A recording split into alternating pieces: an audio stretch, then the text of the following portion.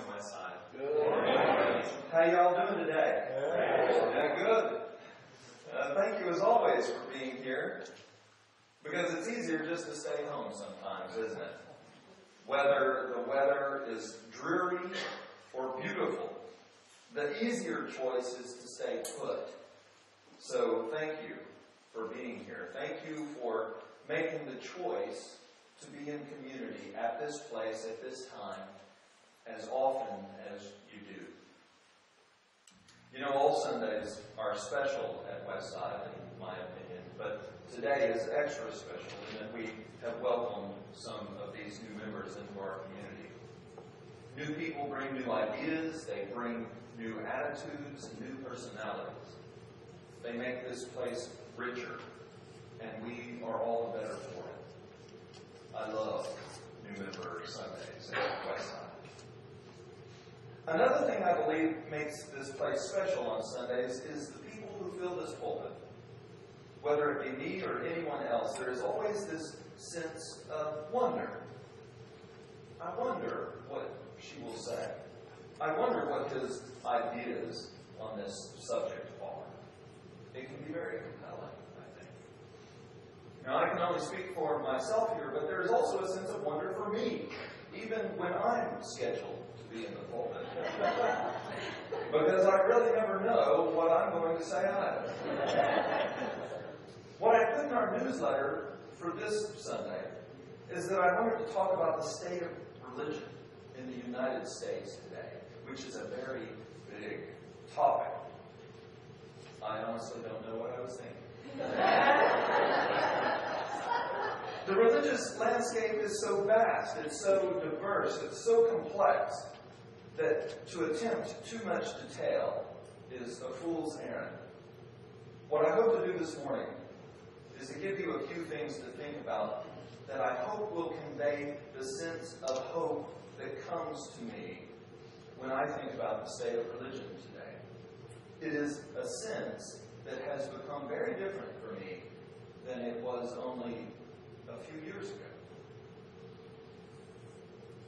You see, I've been reading a book co-written by a well-known political scientist and professor of public policy at Harvard University.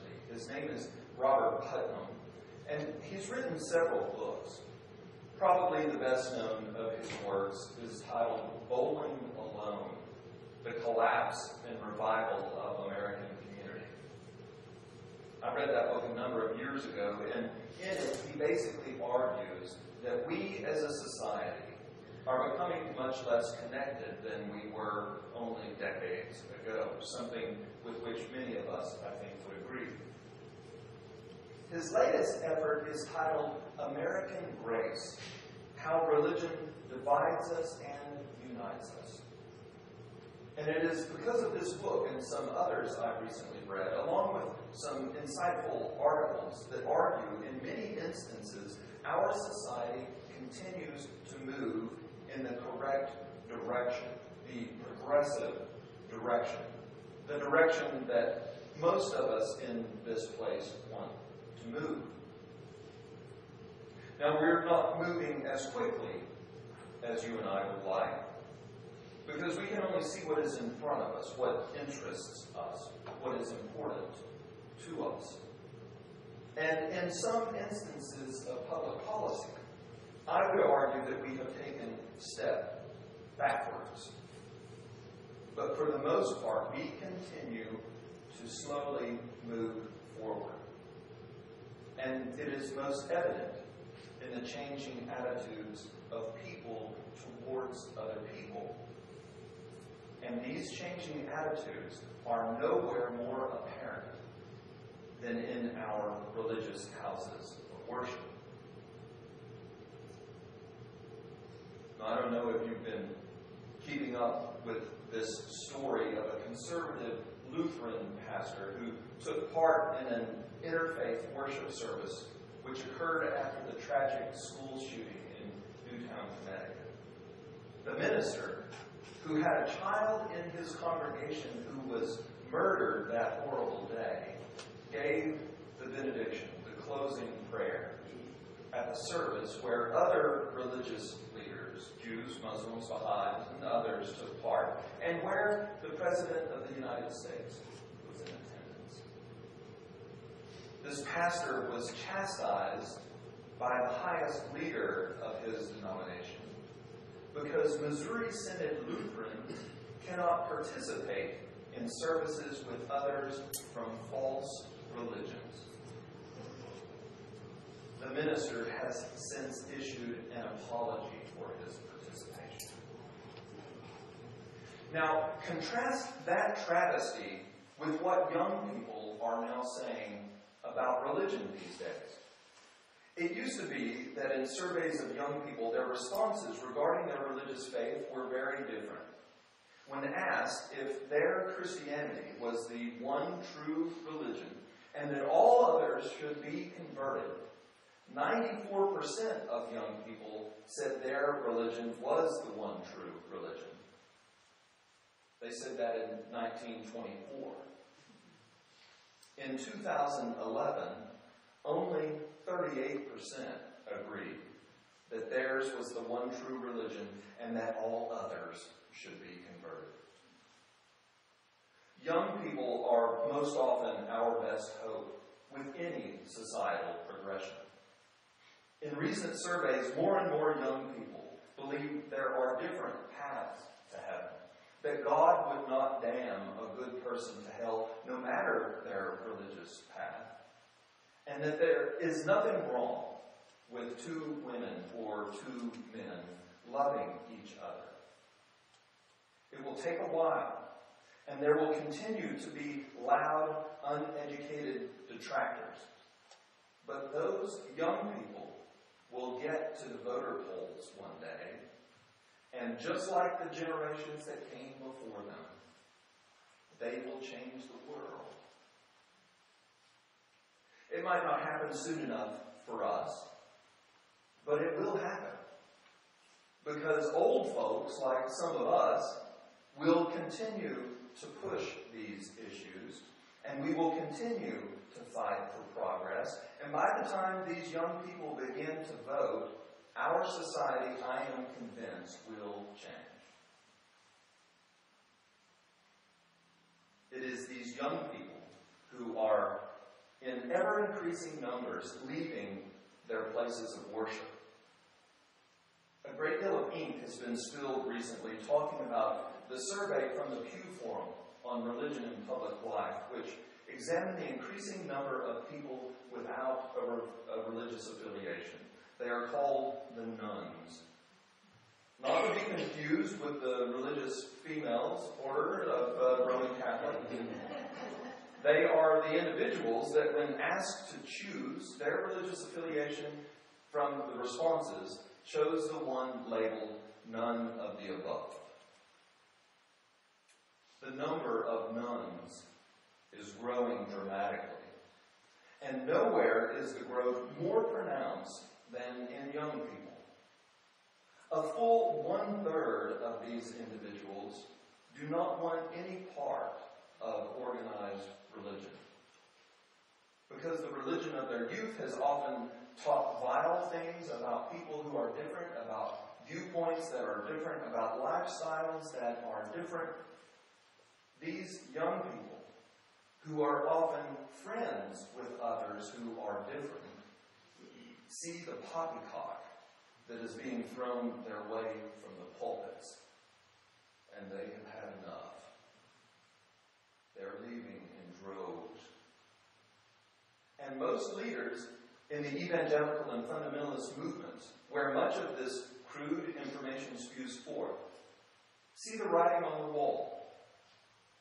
In another recent Pew survey, a full 82% of evangelical leaders responding to the survey have recognized that their influence is declining. And I say hallelujah. Hallelujah, my brother. Because religion is a funny thing sometimes. Rabbi Bloom, you may have heard, was getting quite a reputation for his sermons. His synagogue was always packed because his congregation didn't want to miss a single one of his words. And so one Sabbath, one of the members had to go to another synagogue to attend a nephew's bar mitzvah.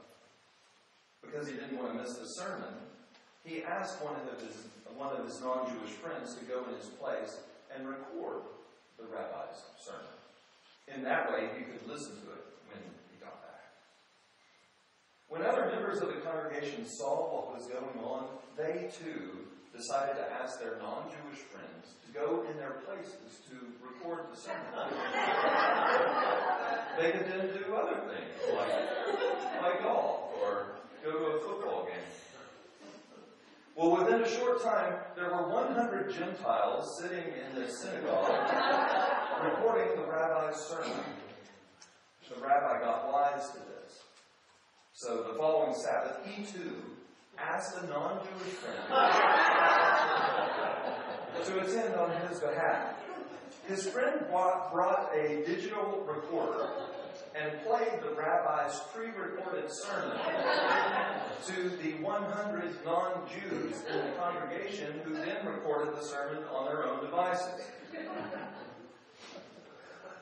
This, my friends, is believed to be the first incident in history of artificial insemination.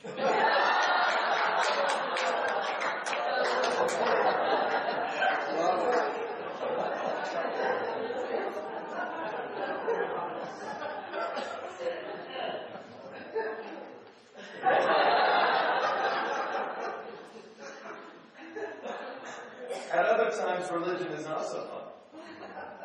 The nuns, many of whom are these young people I've been talking about, and particularly young women, while leaving tradition and orthodoxy behind, are not atheists. The majority of them still believe in God.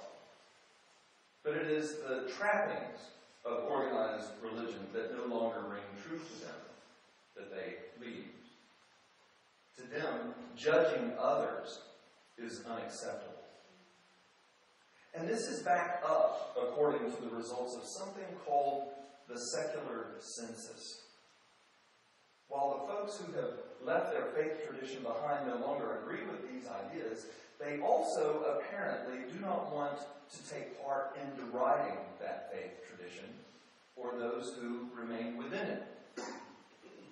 When asked what they believe to be the single least effective strategy for improving the perceptions of secular Americans, these young women responded that criticizing religion was the least effective strategy. Apparently, those surveyed had attempted to become involved in a humanist or secular club or organization, but found the poking fun or bashing of the religion they grew up in to be too judgmental. And they left that organization as well. It would, I think, be nice if one day they could come here to Westside or to other Unitarian Universalist congregations. Some believe our type of religion is poised to be the best fit for the increasing numbers of those disaffiliated from another faith tradition. After all, that's how many of us wound up in this place. We had tried other ways of being religious. And maybe you were like me, in that I was a nun for a number of years. But then I heard about this kind of place, where the search for truth was your own, where no one told you what to believe, where no one said you must believe this thing in this way in order to take part, where no one was going to tell you you were wrong for believing or not believing as you do. That was a wonderful place. A place that would welcome me, a place that would understand I am still learning, that I am not yet where I will one day be. A place which will offer several viewpoints to me and my children, if I have them. A place of love. That is a wonderful place. You know, next month will be my 8-year anniversary as minister of this church. There have been many changes that have taken place during that time, and at least from my perspective, the changes have been good. I was looking at the earliest attendance numbers I could find, and they were from November of 2005, my first year of ministry here. That month we averaged about 57 adults and 11 children for a total of 68 people who attended our congregational offerings each week. This past month, the first of 2013, between the two services, we averaged nearly 100 more adults than back then, and almost 4 times as many children in attendance. Our growth has been fairly steady over these past 8 years, and I think it is because that when you read about Unitarian Universalism, a tradition of faith that honestly sounded too good to be true when I really began looking into it seriously, well, I think that faith comes alive here.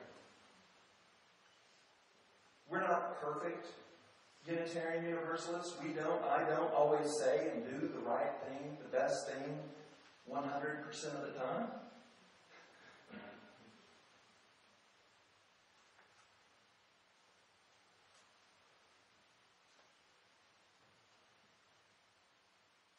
But we're earnest. And we try very hard to be the best we can be, to be open, to honor you, to hold you in our arms as you search for truth. You have made this a wonderful place. A place where new people want to come, and a place where those who have been here from the beginning want to stay. And where today, we here at Westside welcome our newest members who want to be part of this wonderful place.